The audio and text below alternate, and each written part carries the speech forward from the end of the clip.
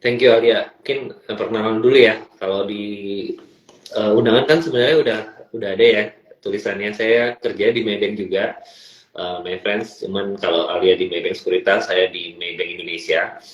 Nah, udah 15 tahun bener di dunia perbankan dan kebetulan dari dulu profesinya itu bergelut di dunia wealth management. Jadi seputar Hmm. financial keuangan ya, financial planning, produk-produk investasi, dan selain dari profesi atau pekerjaan saya secara profesional, saya juga suka sharing hal-hal mengenai financial planning di sosial Hmm. media, termasuk di Instagram. Tapi bukan influencer atau content creator ya, Alia.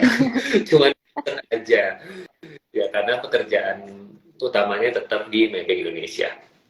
Mungkin seperti itu. I see.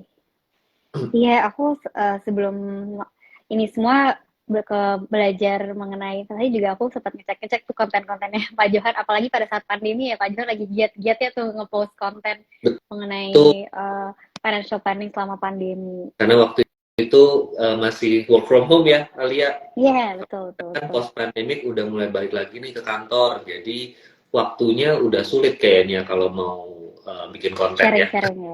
Betul. Berarti pas banget dong nih Pak Johan di-invite ke sesi Instagram Live nih bersama Maybank Sekuritas untuk sharing Iya, lagi nih. betul. Senang sekali saya juga bisa akhirnya kita kolaborasi ya, Maybank Sekuritas dan Maybank Betul. Indonesia. Oke, nah tadi Pak John sempat mention 15 tahun dan sempat membuat konten juga nih mengenai financial planning, berarti pasti Pak John udah paham banget mengenai uh, perjalanan berinvestasi dan juga finansial menuju end goal-nya Pak Johan sendiri gitu. Aku mau nanya pertanyaan yang sebenarnya ini menjadi pertanyaan trigger sih buat May Friends juga ataupun teman-teman di luar sana. Mengapa sih kita harus mulai berinvestasi? Oke, kenapa harus investasi gitu ya? Ya. Nah, jadi eh, mungkin teman-teman sebenarnya udah tahu kali ya, Alia. Jadi juga saya cuman mungkin perlu diingetin lagi pentingnya berinvestasi. Nah, kalau soal menabung udah pasti teman-teman my friends juga pasti udah tahu ya pentingnya menabung. Tapi investasi itu agak beda nih. Kalau menabung mungkin kita udah dari kecil diajarin simpen uang di bawah bantal, di celengan gitu kan, nggak supaya nggak boros, berhemat. Nah, kalau investasi itu bedanya adalah kita nyiapin untuk kebutuhan jangka panjang kali ya. Jadi kalau di tabungan, di deposito kan lebih untuk jangka pendek gitu ya. Nah, kenapa tujuan jangka panjang itu penting? Karena manusia itu sebenarnya semua orang pasti punya yang namanya tujuan jangka panjang, ya kan? Mau kita profesional, mau kita entrepreneur, mau kita ada di siklus hidup manapun, kita pelajar, kita mungkin young family, bahkan sampai kita udah mature pun, udah dewasa, pasti kita punya tujuan jangka panjang. Tujuan jangka panjangnya beda-beda. Ya kalau kita pelajar mungkin pingin nabung untuk untuk nanti biaya sekolah lagi S2 gitu. Kalau Betul. sudah menikah, tujuan jangka panjangnya untuk anak, untuk pendidikan anak, ya sampai akhirnya untuk pensiun. Jadi sebenarnya nggak ada habisnya tuh yang namanya tujuan jangka panjang. That's why kita harus mulai mikirin menabung untuk tujuan jangka panjang itu dengan berinvestasi. Nah bedanya apa investasi dengan menabung? Kalau menabung itu biasanya untuk jangka pendek. Nah investasi di instrumen investasi di mana imbal hasilnya lihat atau yang kita dapat bunganya itu lebih besar dibandingkan inflasi ya kan jadi Sih, betul. bahwa kita itu berhadapan dengan yang namanya inflasi atau penurunan nilai mata uang yang konsisten nih setiap tahunnya. Biaya hidup pasti naik ya, Alia ya. Jadi kalau Setuju. investasinya di bawah bantal atau di celengan, udah pasti nilainya makin lama makin turun uang kita. That's why ada yang namanya instrumen investasi supaya uang kita bisa tumbuh mengalahkan tingkat inflasi. Mungkin singkatnya seperti itu Alia, tujuan I investasi. see, betul betul. Itu suatu yang patut patut dipikirkan juga sih ya Pak ya. Apalagi tadi benar itu yang tadi Pak Johan bilang kalau misalnya biaya hidup akan terus meningkat, tapi pasti uang akan nilai uang tuh akan terus menurun. Jadi itu sesuatu yang harus dipikirkan dari sekarang juga. Dan sebenarnya kalau misalnya boleh sedikit sharing juga nih Pak Johan, aku juga termasuk orang yang baru mau mulai nih berinvestasi. Jadi pas ingin nge-craft untuk ngajak Pak Johan ngobrol nih sangat semangat karena saya juga butuh jawaban ini sebenarnya gitu. Kenapa sih, apa sih urgensi kita harus mulai investasi gitu?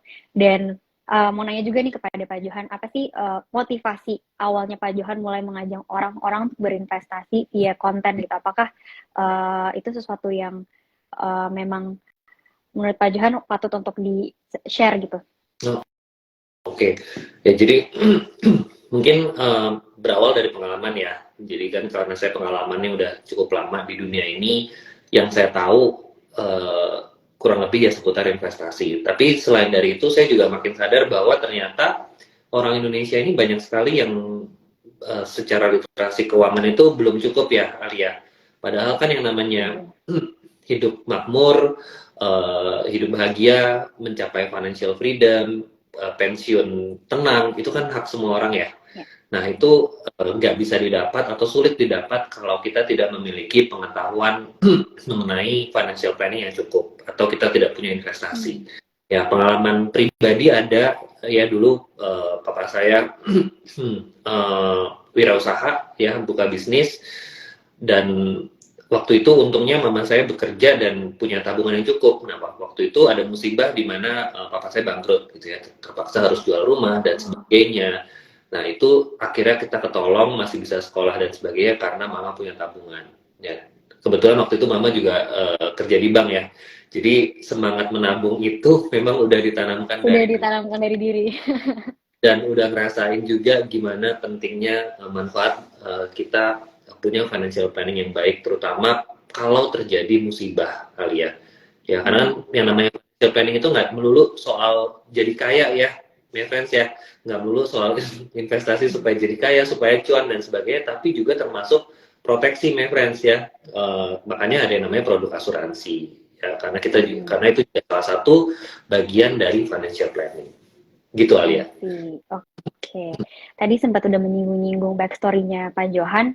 Berarti boleh dong aku tanya, kira-kira tuh sebenarnya selain dari membuat kita misal menambah uang jajan gitu misalnya, berarti penting untuk seseorang jika kita mau memulai itu kita harus tahu dulu ya Pak Johan, tujuan kita berinvestasi itu tuh sebenarnya apa sih, apa yang mau kita kejar gitu ke depannya. Apakah itu benar? Betul. Jadi kita harus memiliki tujuannya gitu ya Pak? Iya, karena kan yang tadi saya bilang ya, tiap orang itu pasti punya tujuan jangka panjang dan setiap siklus hidup itu tujuan jangka panjang itu bisa banyak kali ya. Ya contohnya saya nih, ini kalau saya sekarang bekerja, saya punya tujuan jangka panjang. Satu udah pasti pensiun, ya kan. Pinginnya pensiunnya cepat, jadi my friends juga jangan terpaku pensiun itu harus usia 55 gitu kan. Nggak harus kok, mau pensiun usia 40, mau 35 juga boleh, selama uangnya cukup gitu kan. Nah itu kan perlu direncanain, tergantung kita mau pensiun usia berapa. Kalau misalnya uangnya kepakai terus, ya otomatis pensiunnya makin mundur, Alia. Ya jangan sampai nanti kita udah usia pensiun tapi masih harus cari pendapatan aktif gitu kan, harus bekerja. Nah itu salah satu tujuan jangka panjang untuk pensiun. Kemudian misalnya punya cita-cita untuk beli rumah lagi, ya kan? Itu juga bisa jadi masuk tujuan jangka panjang. Bisa direncanain mau belinya kapan, jangka waktunya berapa tahun, disesuaikan, dihitung dengan pendapatan saat ini, kita harus nabung berapa banyak, harus cicilannya seperti apa. Nah seperti itu Alia. Jadi memang balik lagi yang namanya investasi, kita harus tahu dulu tujuannya apa, baru kita tentukan instrumennya, ya kan? Instrumen investasi apa, terus mau berapa lama kita mencapai tujuan investasi tadi. Ini pas banget nih Pak Johan. Ada salah satu my friends kita nih yang sempat menanyakan tentang tujuan. Mungkin ini bisa dijawab juga nih Kak Audi gitu kan. Saya mau tanya, saya baru nikah dan mau investasi mulai dari apa dulu ya? Uangnya udah buat bayar DP rumah soalnya. Berarti dia sebenarnya harus menanyakan tujuannya lagi ya Pak Johan ya. Kira-kira tujuan dia itu untuk berinvestasi saat ini ingin bayar DP rumah dulu atau gimana gitu ya Pak? Iya betul. Mungkin coba saya lihat ya pertanyaannya Audi tadi ya. Makanya baru nikah mau investasi mulai dari. Oke, benar. Ini berarti sebenarnya salah satu tujuan jangka panjangnya udah terpenuhi ya, Alia, yaitu menikah. Yeah. Jadi sebenarnya Audi sendiri udah merasakan nih yang namanya punya tujuan jangka panjang dan sudah memenuhi tujuan jangka panjang tersebut. Nah, nextnya apa nih, ya kan? Nextnya punya rumah. Nah, ini udah bayar DP rumah, next selanjutnya apa lagi ya kan. Nah Audi kalau dilihat gajian bulan ini berarti kan karyawan ya Audi ya, alokasinya seperti apa. Nah mungkin ini secara umum ya Audi, kalau misalnya mau bedah portfolio secara detail kan harus one on one, tapi secara umum ya yang namanya investasi itu minimal 10% dari pendapatan. Ya kan, mau lebih besar boleh. Ya, nah tadi Audi bilang DP rumah udah dilakukan. Cicilan berarti kan sekarang ada cicilan ya. Cicilan rumah, segala macam kredit, apapun itu maksimum 30% dari pendapatan, my friends. Ya, jadi kalau bisa jangan lebih dari 30%. Nah, kemudian sisanya ya itu maksimum 50% untuk biaya konsumsi rumah tangga. Ya, jadi ini sebenarnya fleksibel ya, makanya tadi saya bilang ada minimal, ada maksimal. Kalau misalnya, karena setiap orang beda-beda ya Alia, ada yang Ya, mungkin masih tinggal sama orang tuanya. Nah, kalau masih tinggal sama orang tuanya, nggak perlu biaya kos, mungkin nggak perlu biaya makan juga, bisa ditekan banget tuh yang namanya konsumsi rumah tangga. betul, Mungkin betul. investasinya nggak 10%, tapi mungkin investasinya bisa 50% dari pendapatan. Nah, teman saya ada yang seperti itu. Jadi itu malah lebih bagus gitu kan, berarti nabungnya bisa lebih banyak, tujuan finansialnya lebih cepat tercapai. Seperti itu. Oke. Nah, ini juga Kak Audi udah mulai nyinggung juga nih ke pertanyaan yang aku penasaran juga untuk mau kutanyakan ke Pak Johan. Dia menanyakan mau investasi mulai dari apa dulu ya. Tadi sempat Pak Johan juga singgung lagi mengenai jenis instrumen investasi. Nah, itu kira-kira apa aja sih jenis instrumen investasi yang cocok nih untuk pemula?